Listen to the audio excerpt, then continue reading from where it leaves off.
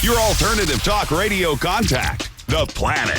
KGRAradio.com. With infinite complacence, people went to and fro the earth about their little affairs, serene in the assurance of their dominion over this small, spinning fragment of solar driftwood, which by chance or design, man has inherited out of the dark mystery of time and space.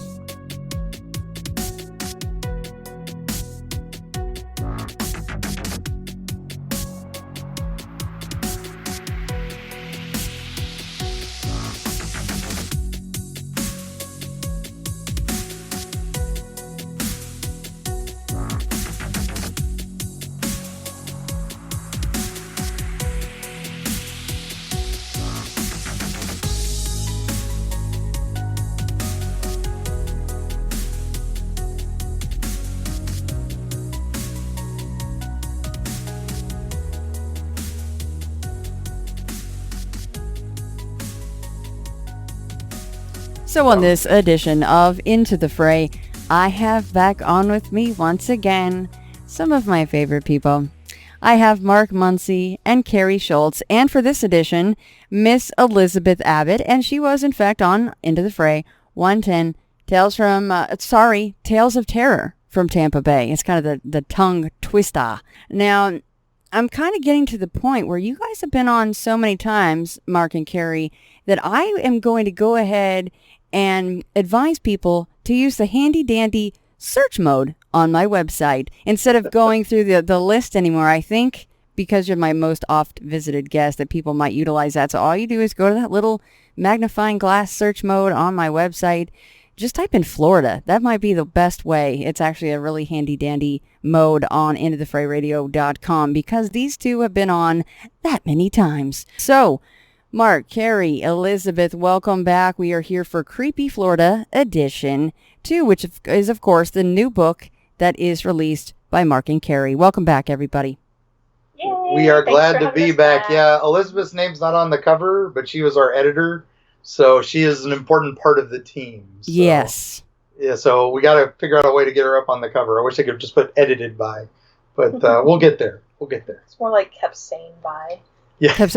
Also, maybe the most important part, right? Exactly. I just punch a bunch of keys on the keyboard, and she makes them make sense.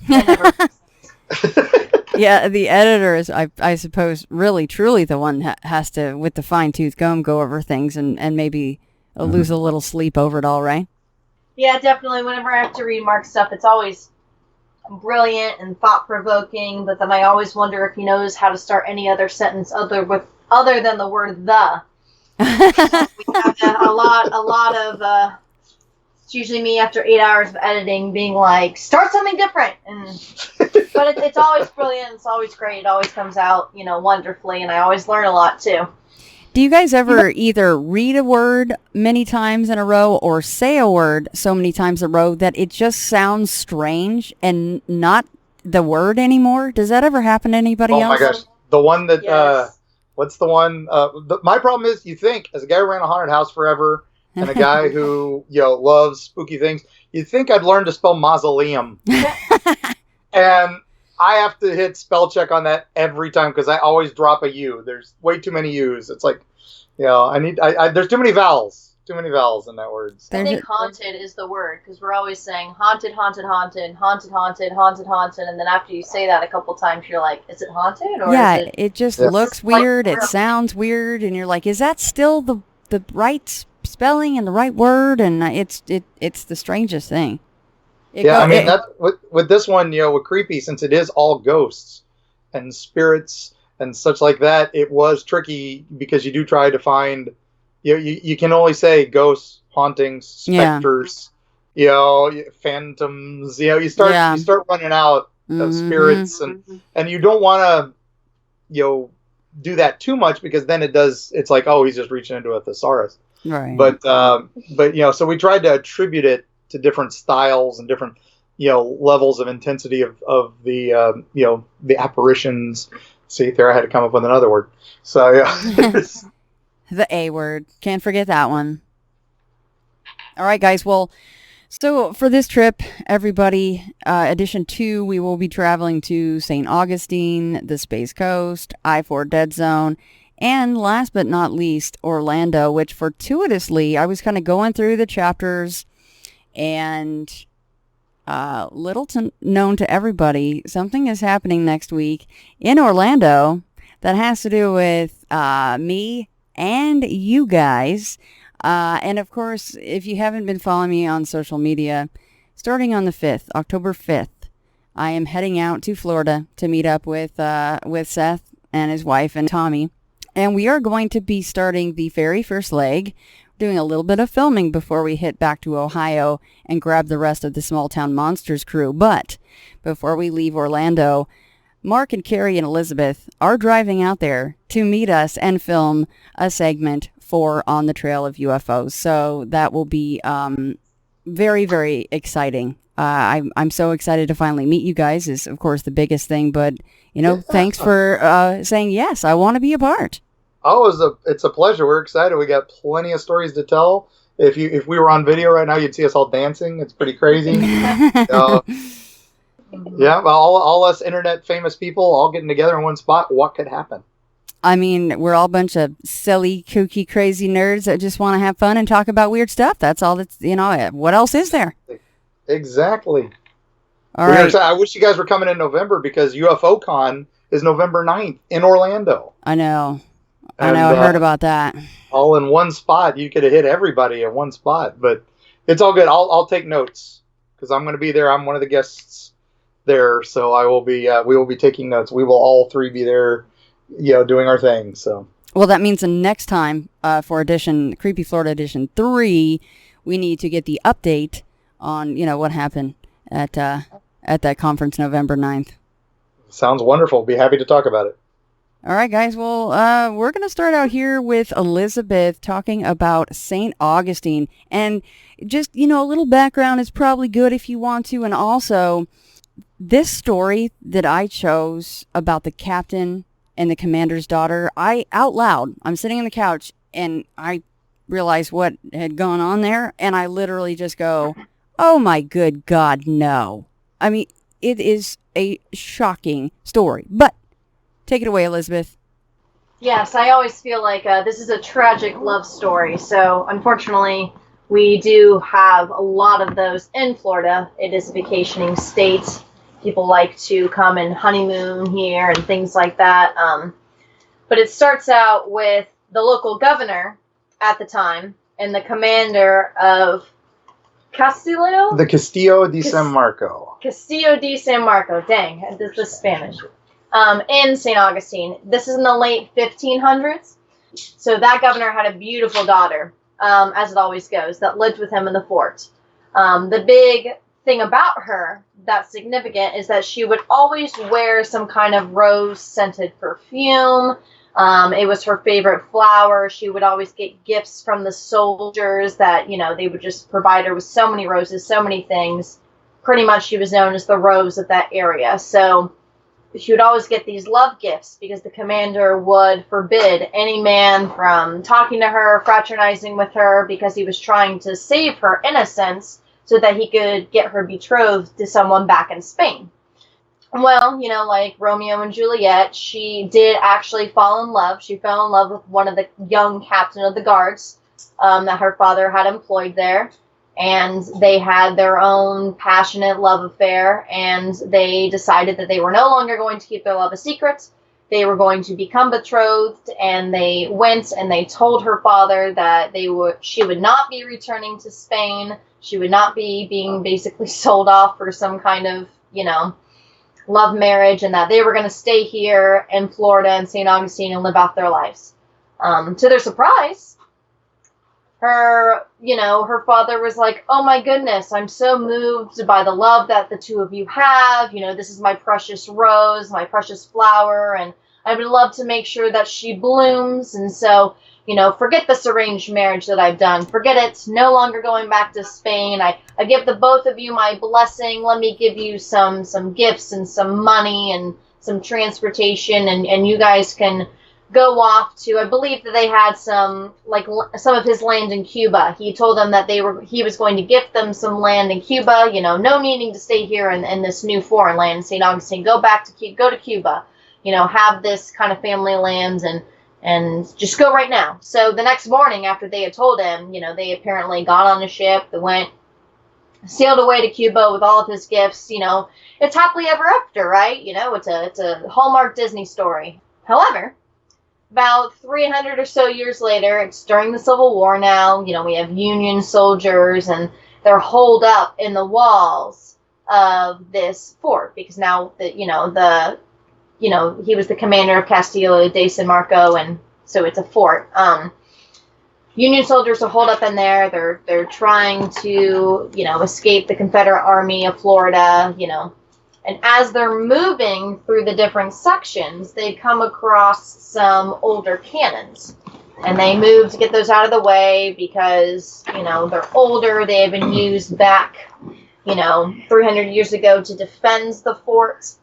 And as they're moving these cannons, they find kind of like a little makeshift room that was behind, a certain wall. So it was the cannons were blocking this kind of like makeshift thing. So they started to chip away at the wall because they could see that it didn't match the normal facade. Maybe they thought it was an extra place where they could hide. And unfortunately, though, inside this sealed room, the lingering smell of roses was smelled. And as they go in, they noticed that there was 2 skeletons that were locked in such a loving embrace. And even to this day, it's still a place that roses can be smelled. And it's this couple that, they weren't sent to Cuba. They weren't allowed to live their fairy tale life. They were, her father had unfortunately ended their love affair and hidden them away in his own castle. And, to this day, like I was saying, you can still smell the roses there. You can sometimes see the young lady walking along the corridors, along the battlements in early dawn, kind of how she was going to go see the love of her life, the captain. And, you can visit still the previously stilled room, and you can actually crawl through the little opening of the wall carefully. Spoiler, carefully. The room still has no door. We don't want people going off on a dangerous adventure, but the room has no door. It's just basically there for people that know the legend. So there's that in St. Augustine. What a great dad, huh? I know. Yeah. He provided for them. He sure gave them a room. did. He gave them a whole room. That's, I mean, they had something over their heads, they were together at the end there and did in fact get to spend the rest of their lives, which obviously wasn't very long, together. That is just, I was like, oh my good God, no. Yep. There are, that is just, there's several tales of the Castillo, but that is pretty crazy. For those that don't know it, Spain founded St. Augustine, and they ruled it for hundreds of years before it went to the British, it went to the French, and it came back to the Spanish, and then finally they ceded it to America. After a while, it's, Florida got passed around, like a venereal disease for a while between all the European countries. They didn't love us. They it's hot, it's full of bugs, and people keep shooting at us. Here, you take it. So love Florida. Yep. It's still that way to this day. That's right. And everybody still loves it. I love Florida. Can't wait to go back there and visit. And I'll get to see you guys. Yeah! Yay! Pew! Oh my goodness. All right. Well, next we are going to the Tolomato Cemetery. Yeah, Tolomato is one of my favorite places. It's got so many stories. There's the Huguenot Cemetery, which is where all the people who were not Catholic, because it was Spanish control. So this is the, they were the Spanish Church, the Catholic Church. So only Catholics were allowed to be buried in town because this was a walled city. But outside the walls was what became known as the Huguenot Cemetery. For those that weren't Catholic, all got buried there, and that's also where the anybody who died from the yellow fever epidemics that numerously hit the city, they would bury them in Huguenot. But Tolomato Cemetery is an old cemetery, is an Indian burial ground, and now a Catholic cemetery. And there are no longer any burials there now because it's full.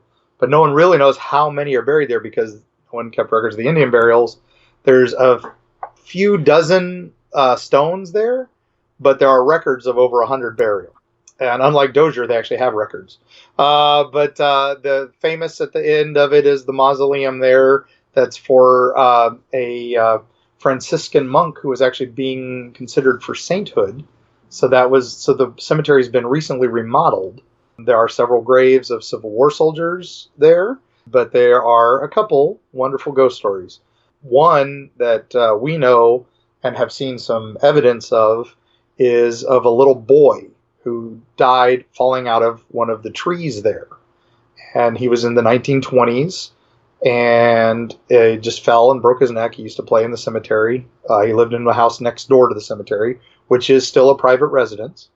He is seen often in that cemetery. And if you go to our wonderful friend, the sheriff's ghost walk, on one of his tours, one of his guests took a photo of the tree, and he's got it up on his website. So if you look up the Sheriff's Ghost Walk, there's a photo there of a young boy sitting in the tree that you can see through. And he is obviously in 1920s garb. It's probably one of the clearest photos I've ever seen of an obvious haunting.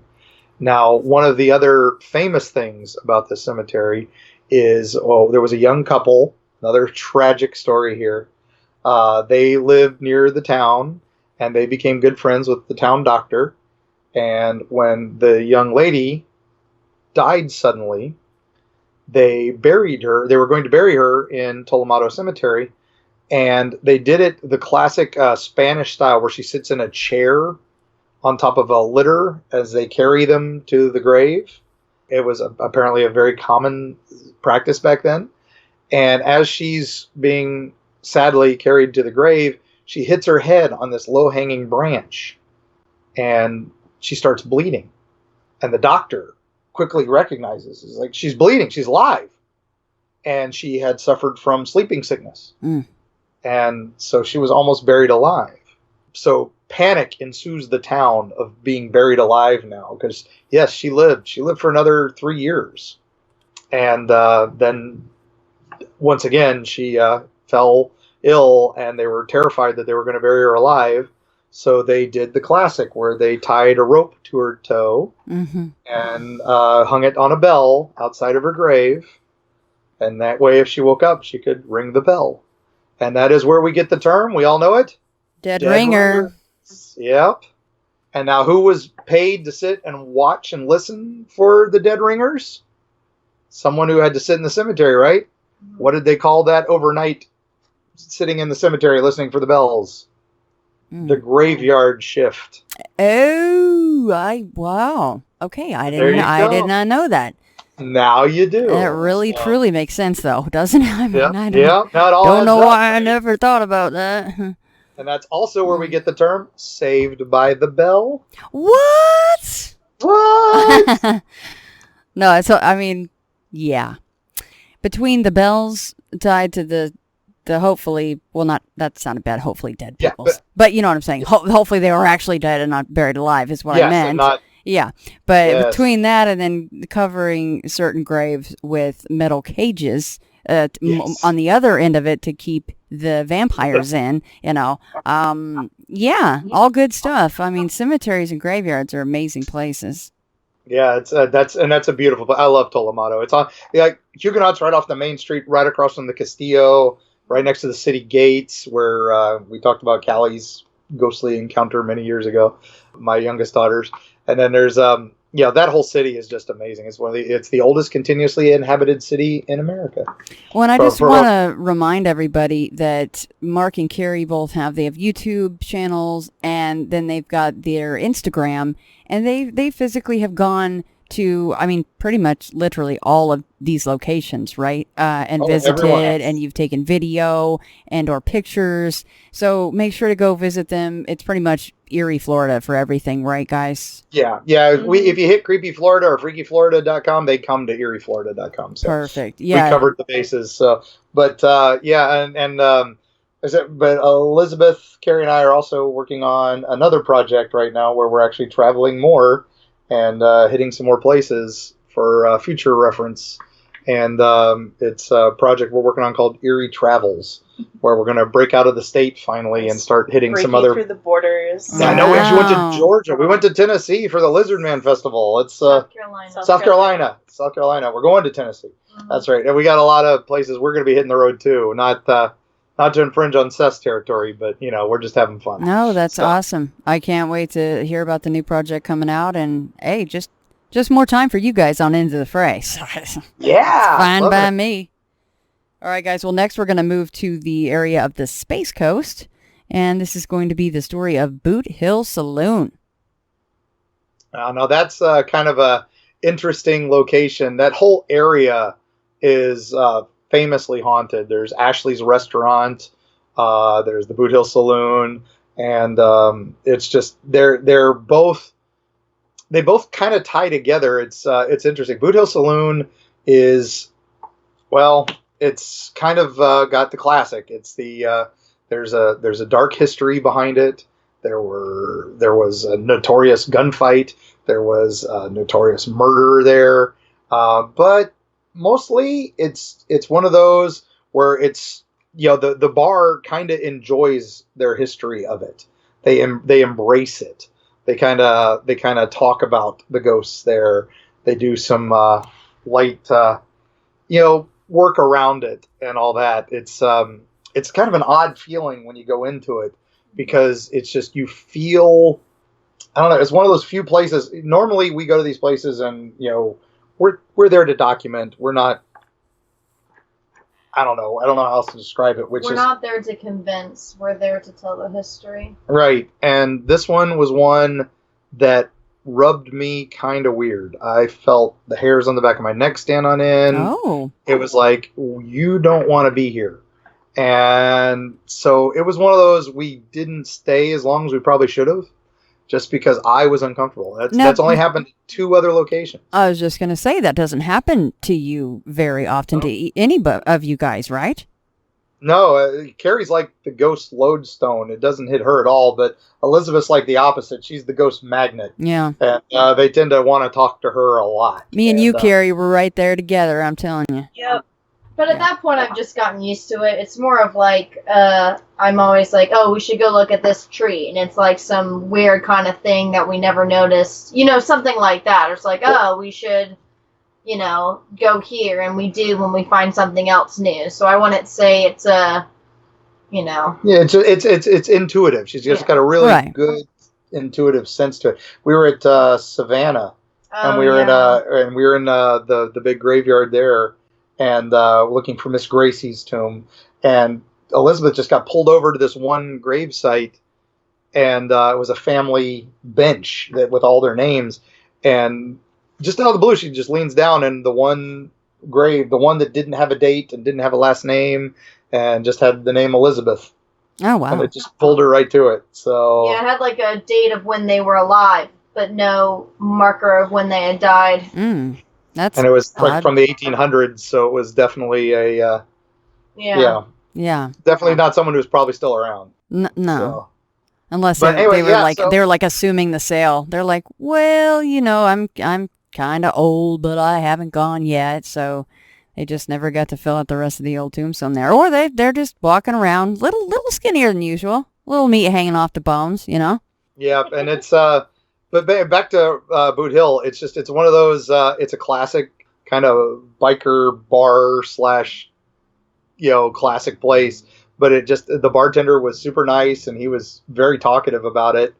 And I just had this odd feeling, like the whole time I'm like, someone's walking over my grave. This is terrible. I'm sorry. So this was one that I had to kind of just, we went home and did the research on. Wow. took our snaps, and that was it. The thing that really kind of drew me to this story was, you say that one bartender claims that there's so many happenings and so often that he doesn't even bother to check if they're real anymore. Yeah. There's so much going on there. So was this the same bartender, I'm assuming, right? This was the same guy. This was the guy I was talking to. Yeah, he was like, wow. Yeah, it doesn't bother me anymore. Jeez. And I'm like, and that's why I was just getting the Wiggins, as they used to call it on Buffy.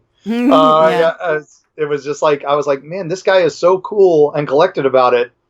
And that's what, like I said, that's what drew me to it, was that this guy was just like, oh yeah, no problem. Glasses break, stuff moves. Yeah, it happens. No biggie. Yeah. Just No big. Just another Monday at the Boot Hill Saloon. Yeah, and like I said, just a little further down the road is Ashley's Restaurant, and that one, they've got the ghost story on the menu about the terrible murder that occurred there. And, and then, here it is, like you're reading your food, ordering your food. On the backside, it's talking about dismemberment and so hungry now. Yeah, and then there's paint, and then there's pictures on the walls there of ghost hunters who've taken pictures of smoke and orbs and the usual photographs. Not at all like that one in St. Augustine, but but they're all over the walls there. They're like, on this date, this crew found it, so they embrace their ghosts too. So it's kind of fun. That area let's talk about our ghosts. Well, speaking of embracing their ghosts, maybe the next location that we're going to move to, the Wakula Suite, should have something on their menu called something like a hanger steak. I don't know. You're like, you want to talk about this one, or you want me to go ahead? All right, I'll go ahead on this one. So Wakula Suites is not there anymore. The building is still there. It looks exactly the same. It is actually a Westgate Inn right now. It's so if you're trying to book Wakula Suites, you're not going to find it. But if you book the Westgate out there, and it's right on the Space Coast, just south of Cape Kennedy, and it's in Wakula. But if you go there, it looks like this old tiki building. It looks, it's the classic 70s kitsch. It looks like you're walking into what's the name of the resort at Disney? Yes, the tiki resort. Yeah. I can't remember. Yeah. Polynesian resort. Thank you. I don't know why I couldn't remember that word. But anyway, it looks like that. I'm sorry to interrupt. Does it still look like that, or did Westgate? Oh, okay, cool. Oh, they kept it. They restored it, so it's like, it looks beautiful. It's still very kitschy, very tiki. And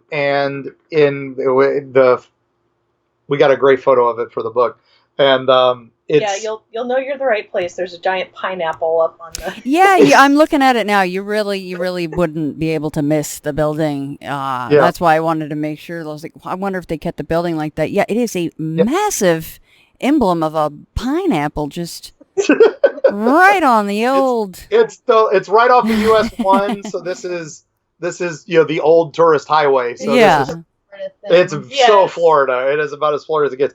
But the story is, okay, for you Stephen King fans, this one has a tie kind of to a recent movie release, maybe. Yeah. Although he's got like a lot coming out again this year. So that doesn't narrow it down. There was, in this at one point, it was an apartment complex after it became a hotel. And they just rented it out as apartments. And then it went back and was abandoned for a little while, and that's when Westgate came in and bought it and fixed it up. But there was one room that they never used to lease out. They were never leased it out as an apartment. They never leased it out as a hotel room after a while because too many people complained about this room. Classic haunted room, right? People won't stay there. They hear noises. They smell things. And if you open the closet, you saw a horrific image. That of a hanged clown. Pom-poms and all. Pom-poms and all. Classic. Kari's got a great drawing of this in the book, everybody. So, I mean, there's so many cool little treats. There's lots of pictures. Like they said, they go to every location. And then, of course, they don't quite have the picture of the clown hanging. That would be a little morbid. So Kari did her illustration. It's fantastic. Yeah. And so we did find some history behind it. It's tough. There were no real recorded suicides. The legend goes that he was a birthday clown who went and did parties and was not doing well, was down on his luck, so he was staying there when it was an apartment period. And then he got a gig. He was going to be opening one of the grand piers, and he was finally going to turn his life around. And then a storm came through and canceled the gig. Those wacky thunderstorms and tropical storms and hurricanes. And so he decided to take his own life in the closet. Now, we couldn't find any records of suicides. Certainly that would have kind of made the news if some clown had hung himself, we think. But then again, this would have been the 60s, 70s, maybe early 80s, so maybe not. But we did find reports of a clown party where they had a lot of people were partying there dressed as clowns, and they actually arrested several people. And then we also discovered there were a couple suicides in the building at different periods. So maybe it's a conflagration of stories, but every report talks about the clown in the closet. So, there's got to be something to it. Definitely some hidden history. Now, we don't know if if Westgate is renting that room or not. Maybe there's a room they don't rent. We don't know. But they wouldn't tell us. But the story is pretty persistent. So, and one of the nice, lovely people who take care of the place who wish to remain anonymous said there are a couple rooms that she won't go in and that nobody goes in. So, did she say wouldn't tell us anymore? Why? Oh, okay, all right. Well, wouldn't tell us anymore, but said that there were reasons that we would be interested in, but she couldn't tell us. Oh, dangling that carrot, dang it. I know. I hate it when they do that. Oh, so. At least she said that. I mean, that was kind of a cool confirmation that stuff was still going on. In fact, I wonder if it got worse since they did the remodel. Yeah, that happens a lot. We do find that when we go places, sometimes you go to a place and, like, it's funny, like the manager or the owner will be like, no, nothing happens here. I don't know what you're talking about. I've never heard anything like that. That's ridiculous. And then as soon as that manager or somebody leaves, some waiter or some floor staff will come over and go, especially night staff, they come over and go, oh my God, I got to tell you. Yes, it does. I don't know why he's talking. I don't know why he's hiding it. But then it's the opposite sometimes. Sometimes we'll go in and we'll ask like the waiters or concierges and stuff, and they're like, oh, nothing happens. And then the owner's like, oh, wait, they're not here late. So it's so funny how it's just completely different reactions from some people. Is Westgate Hilton? Is that a Hilton subsidiary? Isn't that a... Yes. Yeah. See, that... I think once you start getting into those big corporations, they really don't probably like things attached. So that's why it's so cool that she even said what she did, that there was, in fact, a couple rooms that she didn't quite like so much. Yep. All right, now this next location we have talked about a lot with you guys, and that is the I-4 Dead Zone, because there's a lot of stuff that goes on there. And I picked this story because, first of all, I love horses. Second of all, one of my favorite drawings from Kari is the Phantom Horse from Eerie, Florida. That was Eerie, Florida, right? That Phantom... I think that was in Eerie or Freaky? That was in Freaky. Oh, it was? Oh, my bad. I'm sorry. Into the novel. Yep, yeah. Freaky. Yeah. Sorry about that. Yeah, I love that drawing. Okay. It's on my wall, along with the other ones that you guys sent me. But that's why I chose this one, the Phantom Horse of Sanford. Yeah, there's a wonderful road up there. It used to be called Celery Avenue because it used to have nothing but celery crops off of it. And around... this was around the turn of the century. They had this giant horse there called the Goliath. For those Lady Hawk fans, it's on part. There, I just dated myself there. My God. Sorry. You're allowed. Hey, Rutger Hauer just passed recently. I had to watch it Whatever, again. you made us all watch that. I make everybody watch Lady Hawk. You're not. Where are you going? Sit down. I know we got to get Elizabeth on that one. That's one it's on her list of educational materials. We already made her watch Troll. So, but anyway, so this big giant horse Goliath was famous in the Sanford. He was huge, a Belgian horse, so big, almost like a Clydesdale looking thing. And some say he was a record holder. Some say it was just a giant horse.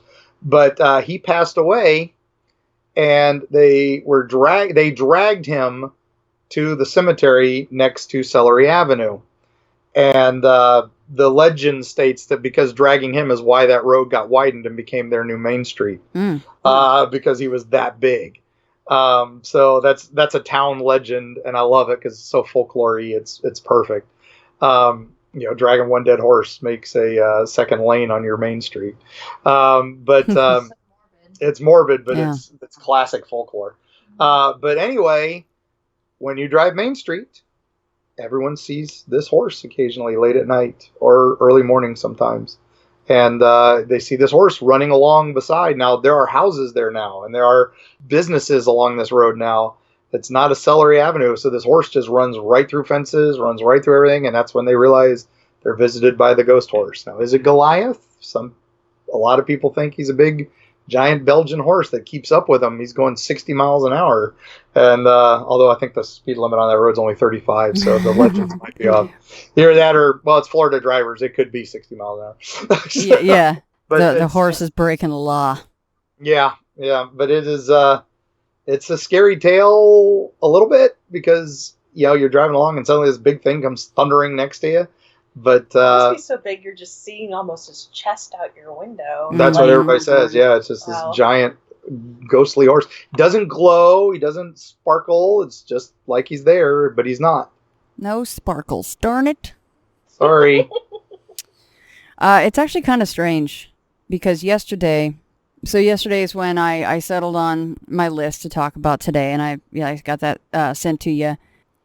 I happen to have on TV, and it's never on because I don't know, it's never on. Horse racing was on. Well, I hear some hubbub on the telly, and sure enough, a horse had taken a really bad spell. And they quickly got the trucks out there, and I knew it was bad when they strung a tarp in between these two massive trucks.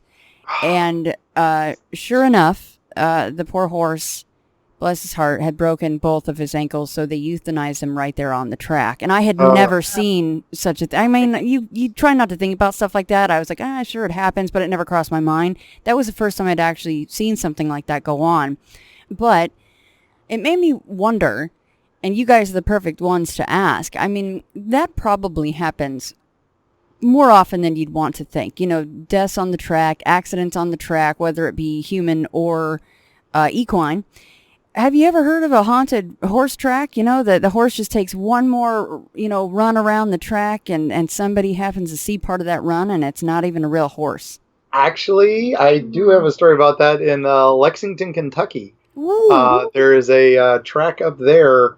My family used to own harness horses. The standardbreds, the ones with the sulkies behind them, almost like chariot racing. And we had a horse at one time called Mark Rodane. He was born the same year I was. I remember that. And he was our family moneymaker. He was a very fast horse. And he broke his leg on a track, and they brought him back. And he was just so smart that they said, look, we've got to put a cast on you. You cannot walk on it. If you do, you will never walk again. They'll have to kill you. And the horse never put his foot down once they put the cast on. And two months almost he wore it, and they took it off, and he walked with a hobble. He never raced again, but he was he was put out to stud, and could be used to sire and things. Yeah, exactly. And that was I was so young. I remember asking my father. I said, "What?" I was like 10 or 11 at this time, so he was an older horse by this time. And he had his big money making days were behind him anyway. And I remember asking my father, what it meant, and he's like, well, he's going to get out and he's just going to, have lots of mares to breed with. And then I just remember falling out of my chair going, my leg, ow. You're like, that's all it takes? Come on. That's all it takes? I'm doing this. I'm going to go smash it right now.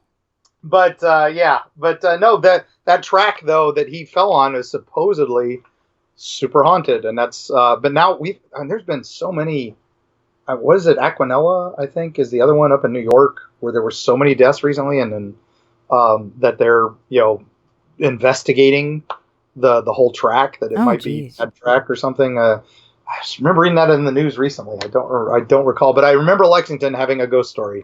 And I'll have to look it up. So we'll put that on for a future note. Yeah, that's so cool. I knew bringing it up to you guys would be the right thing to do. It was just so strange because I had just read that literally 3 hours before I saw this horse go down, and they had to do that. And I thought, well, gosh, I wonder if he's ever going to run that track again since he died on it, We still got to get you with Dr. Brandy Stark. She does that paranormal pets. That's her specialty is animal ghosts. Yeah, I was in touch with her a while back. I think we both just got busy, and then you just forget and things. Yeah, I do Yeah, need to get back in touch with her. She was doing the world's largest ghost hunt. I guess that was last week. Oh wow! And we were supposed to do that with her, but wound up, again, wires getting crossed and we missed it. So. Yeah. Well, you guys are busy, real busy too. So. Yeah, it's like a book comes out Monday or something. I don't know. It's so weird. That's weird. What? You can still pre-order that, by the way, guys. It's still actually, if this airs Thursday, it'll be out. That is true. Thank God you're on this and I'm not. I'm just talking like I'm coast to coast live right now or something. Oh, it's all good. It's all good. I forget these things. Yeah, if you go to the website, eerieflorida.com, we have the shop up now so you can order the books. And I spent some time making a little online shop. Oh, it's up now. Nice. Cool. I don't have everything yet, but I do have the books and the stickers. I'm working on getting prints and jewelry up. Nice. Oh, the prints will be great. I think that people will really clamor for those. Yeah, and Elizabeth's jewelry, we sell a bunch of the Eerie, Florida keychains up at Universal, and she's got some of Kari's art in the lockets. Like the horse. Yeah, the horse is in one too. So we might have to, I'm gonna have to get me one of those sell like crazy up at the Shop of Wonders out in Islands of Adventure. That's one of our best-selling items. Elizabeth works her butt off on those jewelry, and it's a lot of fun. Oh, I love keychains. I have a brothel token on mine, so it's not exactly the most PG thing to have, but, you know. I can make your symbol into a keychain, Shannon. It's very easy. Oh. Well, so I can send you one of those. Oh, I'd love that. Thank you. All right, guys. Well, and I know that I said I was going to save the surprise for the end, but I couldn't. I just said it during the list of locations we were going to talk about. I apologize. I already said the surprise, but now we will, in fact, talk about Orlando without prefacing it with the surprise that I already blew in the beginning because I didn't want to wait. So you're like me. Yeah, it's terrible at secrets. It's like Christmas. I can wait Christmas morning. I need Christmas Eve open everything. Yep. All right, well, we're going to Orlando now, and we're going to culminate that with a couple different places, but we're going to start with the Greenwood Cemetery. Yes, the Greenwood Cemetery is honestly really awesome. I don't know if you'll have time to go by there while you're in Orlando. It is worth a visit if you get the chance, but it's honestly enormous. It is 86 acres, and there's a huge park next to it, so the fun thing about such a big cemetery is you get so many different spots. Like, you get, like, where people from various wars are buried, where more Victorian-style graves are, and you just get the whole gamut of modern to old graves in there. It's just such a beautiful cemetery. But, of course, we have some darker graves. There was the Sunland Hospital, and we are totally not known for institutions where bad things happen. So not at all. This was just a short... I'm sorry. Excuse me. This is a one-off here. I mean, I've never heard of such a thing in Florida going on. So this was originally built for tuberculosis. It was not, it's like a couple miles from the cemetery originally, not too far. But it was converted into a hospital for children who were a little bit challenged. That was not what it was called, but it became a children's hospital. And not wonderful things happened there. And it led to, there are several sections in the graveyard called the baby lands. And these are sections for all the children who died. So there is not just one baby land, not just two baby lands, there is 3 baby lands. And there's even nice little signs next to the very small tombstones letting you know which area you're in. But yeah, of course, it's the most tragic when there's so many children. These are all children anywhere from baby to under 13, so a lot of young children. It's kind of creepy how close together the graves are since they're so small. But visitors there, hear the laughter or crying of kids, feel little tugs on their clothes. It's a very creepy place. And that can be seen also at the old site where Sunland Hospital was, which I believe is just a park now. The hospital's no longer standing. There's one building is left that the Orlando airport uses for storage, but it was their old filing area too, so it's not really part of the hospital, but that's all that's left of Sunland, and good riddance. a terrible place. If you Google up what Sunland really was named, we don't want to say it out loud. 'Cause Yeah. It's one of those politically incorrect terms now. But it is also just dark history and so sad. Are there names on these headstones, or is it just numbers? Oh no, there's names, and they've got little pictures on some of them because the families. I mean, this is fairly recent. This is it was still open until the 80s, and you see like children's toys in a lot of these families areas. are leaving little presents and stuff like that all over. Yeah, this area still has a lot of Gullah culture in it, so you'll see seashells and stuff put on the graves and all that. Lots of offerings. There's always, you go by there's pinwheels, there's toys. It is the definition of a creepy cemetery in that area. Some of the other areas are just amazing in it, but and there's lots of ghosts according to the cemetery. I mean, my favorite is there's a mausoleum that's at the top of a hill there, and the guy who built it, he used to go there all the time before it was built. He built his own mausoleum. Had them build it, and he used to tell people, he's like, "Hey, this is my mausoleum. What do you think? I'm going to be buried here." And it was right on top of the hill. He loved the spot. He would go there all the time, and so his ghost is still seen there. And apparently, he still walks up to people. What do you think of my grave? This is where I'm buried. Oh my goodness, I love that guy. Yeah, I'm like, man, I want to do that. You will be doing it. Yeah. Yeah, that'll be no surprise, Mark. Come on now. That'll be too much fun. Yep. It'll be haunting me until I'm dead myself. Yeah. That's right. But you got to have the contacts in. Yeah. Then we really know it's you. You'll be going up to people being like, "You want to hear a ghost story?" Exactly. No, I like that one too, because that one covers all the bases. Like it even has the lady in white, which a lot of places have got their lady in white, and this one does too. Yeah, that's we were at one point we were considering classifying a few that just hit every time. There's always the little girl. Mm-hmm. There's always the lady in white. Yep. There's always the gray man or the smoky man or the and then there's always the shadow people. We know those. That might be something different, but they're definitely. And then and then there's always just the echoes, the ones that are just echoes of the past, just repeating something over and over.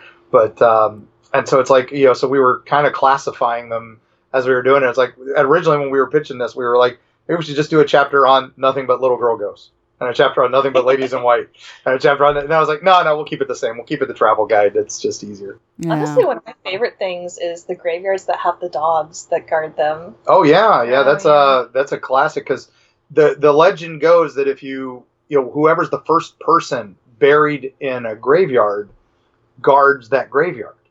Their spirit guards the graveyard. That's a common tradition down here, especially in the South of America. And so that is why usually graveyards form when a soldier is buried or a policeman is buried. Then suddenly the graveyard springs up around them because, hey, they're protecting the lands. But it also became later, let's bury a dog so that their graveyard has a dog guarding it.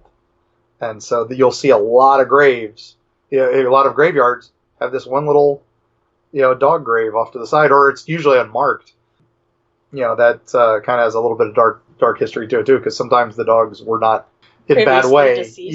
Yes, they deceased them. Well, yeah, that's bad karma. That's not going to work out. Exactly. That dog ain't going to be guarding that. No, you may as well go find a dog man and bury his angry butt, because they're always in a foul mood, and then have them guard it. Oh, sorry, couldn't keep it together for that one. All right, guys, last but not least, the Ceviche restaurant. Ceviche, part of the wonderful downtown area that is called the Church Street Station area. That was a it's been up and down. It had kind of revitalized and went downhill for a little while. Then revitalized again. It was the old train station downtown, so it was, your stop there. That became a big bar and grill. The Sam Goody's old time, what's it called? Oh, can't remember. There was a place up in Pensacola, the guy that's haunted up there in Seville Quarter, and he brought it back down here to Church Street Station as well. Good Time Saloon or something like that. I can't remember the name of it. Something like that. But anyway, it's still, there's a lot of haunted buildings in a small area. There's Hamburger Mary's, which is a ghost that goes through that. But right across the street is this place called Ceviche. It's an Italian restaurant. It is amazing food. It's an old bar. And along behind the bar is this giant mirror that covers basically the whole bar. So it reflects the entire eating area while you're sitting down. Now, this mirror was from the original saloon that was there. So it's like the oldest part of this whole building. Just impressive as heck. But while you're sitting there eating, people tend to see people in the mirror that aren't there at the table next to them. Or see people in period clothes that don't fit, with the period they're in. So, they from all kinds of eras, and lots of people have seen this. And there are numerous documented sightings and reports and witnesses. And speaking of Coast to Coast, the first time I got on Coast to Coast, I had at least a dozen emails saying, "Oh, have you been to Ceviche and seen the mirror? Oh my gosh, so many ghosts!" And it's like, okay, we have to look into this place. I had heard the legends before, but never really thought much of it because it just sounded so weird. But then, where there's smoke, there's sometimes fire. Well, the weirder it is, the more likely it seems to be true. Yeah, exactly. And you have to look at the real versus the made up. Yeah, but when you got so many people telling similar stories but not the same, that's when we go, okay, let's look into this. And I got to say, that place, it's a fun place to go. It's a nice little bar, good food, and that's a draw for me. But the spooky, that's kind of cool. Where else are you gonna sit down, look up in the mirror, and see somebody from Old West garb sitting next to you? I like this one. It reminded me a lot of going into the Haunted Mansion, and then all of a sudden you're seeing the figure sitting in the seat in between, you and whoever you're riding with. Pretty cool. They beware of hitchhiking ghosts. That's right. Yes. Exactly. Yeah, that's a great place, and hopefully when you get into Orlando, it might be a place you guys might want to check out for an evening. As long as I see something in the dang mirror, I'm always complaining because me and Kari, we're like just rocks sitting there, like nothing ever goes on for us, and I can't say nothing, but we're not magnets, so which can be a good thing. I like to sleep. I don't know about Kari, but sleep is good. Yeah. Yeah, Elizabeth and I have had some issues. That's true. Yeah. So what was You always take me to places. These guys take me to places, right? They're like, "You gotta go here." I'm like, "All right, whatever." And then I don't let them tell me anything about the place until I get there. And then they always stare at me the whole time. I'm like, "Why are you looking at me like I'm crazy?"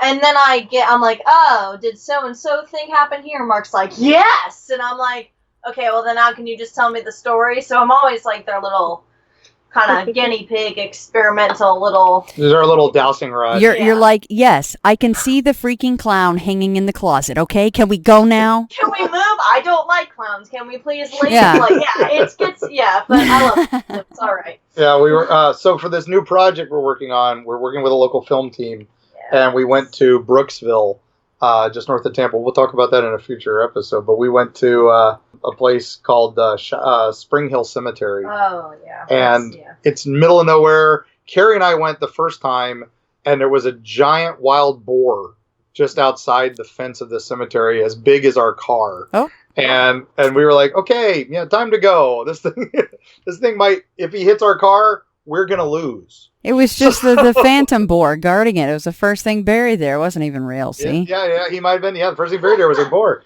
But we wanted to go back. We were there. We were for an infamous place called the Mace Stringer House. I was like, oh, while we're here, let's go to Spring Hill, and because I wanted to show Elizabeth how out of the way and remote it was. Yes, it is that. It is very out of the way and very remote. The road there, not a pleasant dirt road out to it. There's a reason people park a mile away and walk, because that road is pretty brutal. But we got there and we were walking in, and sure enough, not 10 feet from a very specific tree, Elizabeth just stops and can't catch her breath and is having issues, and immediately run over to grab her, and we start walking back to the car, because that was the tree where somebody got hanged. I was like, we need to leave now. Yeah, a man got lynched there. Oh, and jeez. I was like, we need to leave now. I don't care if you have your pictures. We're going.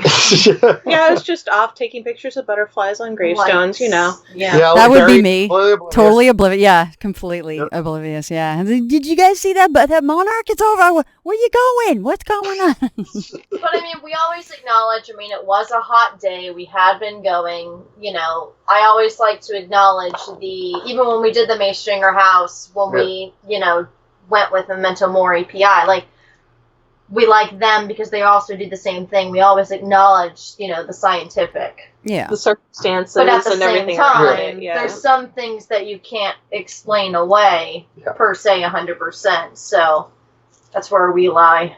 And that's where we all live in that little happy space right there.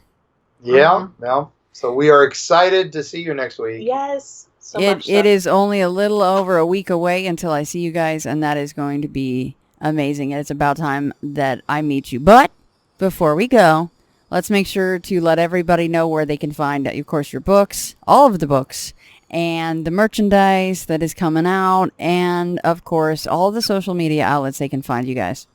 Well, EerieFlorida.com is our hub. You can find most everything there that links to our Facebook and our Twitter and our Insta.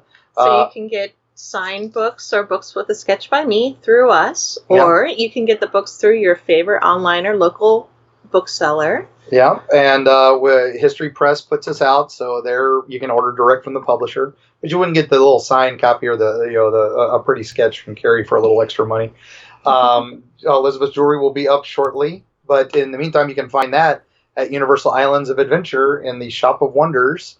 We also have a bunch of appearances coming up. We're going to be at this week we're launching at a Books A Million, but that'll be after this airs. That's before this airs, so sadly. Books A Million in Davenport. Then we're doing the Community Cafe in St. Petersburg. That'll be next Friday. It's a little coffee shop in town, and we'll be signing there October 4th.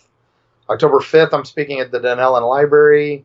And, I mean, it goes on and on. We're going to be at Phantasm Orlando for one day. It's a big horror con in Orlando, but the big granddaddy of all, Spooky Empire, one of the biggest horror cons in the country, is coming to Tampa this year, and we'll be there for that whole weekend. That's Halloween night through November 3rd, and then November 9th, we'll be back in Orlando for UFO Con, and we'll be talking UFOs there. And then something very interesting is going on in the middle of all that, but, I've already let the cat out of the bag on that. Yeah, a little bit. Yeah, we got to film this thing. I don't know. Something, a little something. Yeah, it's from the small towns. They sound small. A bunch of weirdos. We are so excited to be part of the Small Town Monsters project. Well, thank you for saying yes. Yeah. Thank you for thinking of us. It's an honor. And I saw on the trail of Bigfoot and Robert Robinson, and like half my friends are in it. I'm like, nobody called me. But we're excited. And then, like I said, we're filming our own little project that's right now in the pilot stage. But if that goes well, we should have our own little Eerie travels to join up with you guys. Very cool. Well, I'm proud of you guys, and I'm so excited to meet you. And thank you all three of you, for joining me once again. Edition 3 will be coming up shortly. And I love you guys, and I'll see you soon. That is so cool to be able to say that. Yeah, we love you too. And I'll do my usual, what I used to do from Hellview Cemetery. See you on the other side. Well, I'm so-and-so. I was given this name by my parents. I've been to such and such a college. I've done these things in my profession. I produce a little biography. Buddha says, forget it. That's not true. That's some story. That's all gone. That's all past. I want to see the real you are now. Well, nobody knows who that is. Because we don't know ourselves except through listening to our echoes and consulting our memories. But then there's a real you, and that again leads us back to this question. Who are you? That is the real you. We shall see how they play with this exam by the cohorts to get you to come out of your shell and find out who you really are.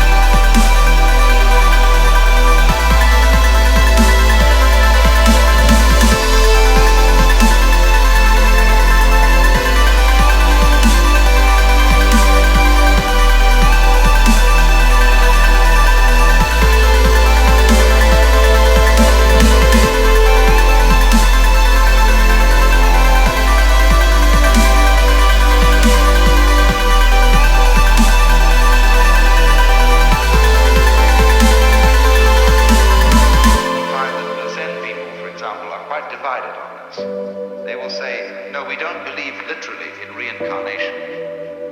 That after your funeral, you will suddenly become somebody different, living somewhere else. They will say reincarnation means this, that if you sitting here now are really convinced that you're the same person who walked in at the door half an hour ago, you're being reincarnated.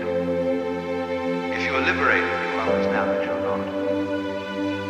The past doesn't exist. The future doesn't exist. There is only the present. That's the only real you that there is. The Zen master Dogen put it in this way. He said, the spring does not become the summer. First there is summer, and then there is spring.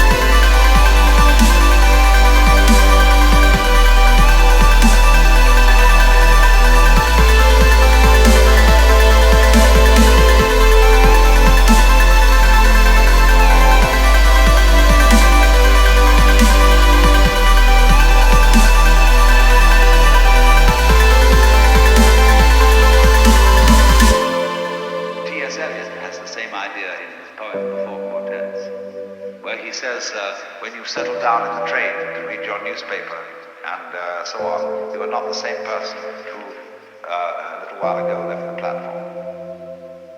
If you think you are linking your moments up in a chain. And this is what binds you to the wheel of birth and death. But when you know that every moment in which you are is the only moment, this comes into Zen. A master will say to somebody, get up and walk across the room. And he comes back and he says, where are your footprints? They've gone. So where are you? Who are you? When we are asked who we are, we usually give a kind of recitation of a history.